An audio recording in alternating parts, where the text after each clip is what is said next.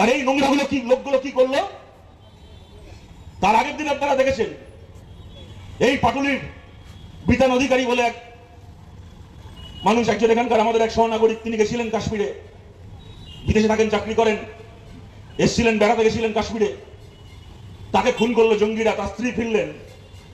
মাঝ রাত্রিবেলা এয়ারপোর্টে গিয়ে শুভেন্দু অধিকারী ওখানে গিয়ে ডান্স বাংলা ডান্স করছে।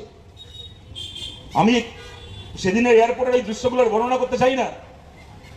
এখানে যে ভদ্রমহিলা তার কয়েক ঘন্টা আগে তার স্বামীকে ওইরকম ভাবে খুন হতে দেখেছেন, ছোট একটা বাচ্চা, চোখের সামনে তার বাবাকে ওইভাবে গুলি করে মারা হলো,